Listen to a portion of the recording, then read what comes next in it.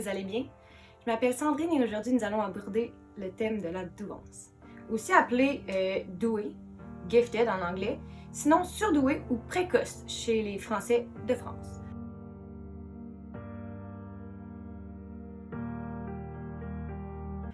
C'est quoi la douance en fait?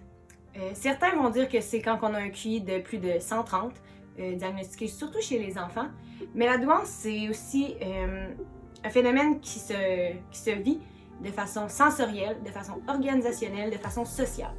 Alors allons voir un petit peu comment ça se passe. La représentation des gens qui sont dotés d'une douance peut être souvent trompeuse. On pense souvent que ces personnes sont hors du commun ou sont vraiment différentes du reste de la population, mais c'est bien faux.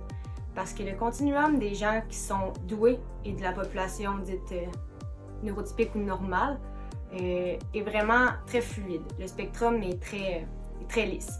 Donc, ces personnes-là ne sont pas décalées des autres, mais vivent bien des difficultés qui sont différentes, notamment dans l'adaptation scolaire, puisque leur façon de réfléchir est différente. Le raisonnement mathématique, la façon logique, sinon la façon d'exprimer les choses est vraiment différente puisqu'elle se fait beaucoup plus en images qu'en mots. C'est donc difficile pour eux de s'adapter à un système scolaire adapté, puis de simplement suivre le reste de la société, là, autant dans les discussions que dans l'expression de ce qu'eux-mêmes vivent. Donc, quelques caractéristiques des personnes douées, ça fait partie de la prédominance de l'hémisphère droit. Donc, ces personnes-là ont donc une pensée intuitive beaucoup plus importante que chez les personnes normatives. Puis, l'abondance des pensées aussi se fait toujours plus grande et donc d'avoir une attention soutenue est beaucoup plus difficile pour eux. Sur le plan émotionnel, la réactivité émotionnelle se fait beaucoup plus grande. Souvent, on voit aussi une hypersensibilité aux émotions des autres, mais aussi à l'environnement d'une personne qui vit une douance. Donc, certains bruits, certains sons, certains visuels vont vraiment venir l'agresser plus que chez une personne normative. Une autre caractéristique de la douance qui se voit à l'enfance, c'est le désir d'être le grand sauveur de tous.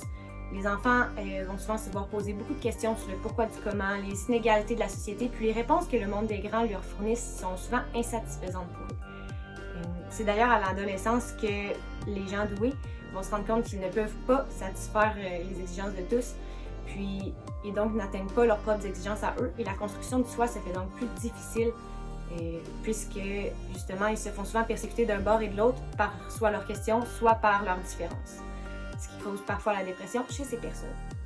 On peut donc remarquer que la douance n'est pas toujours un don et parfois ça peut amener même des difficultés pour ces personnes. C'est sûr que quand le système est adapté à ces personnes, les possibilités sont multiples.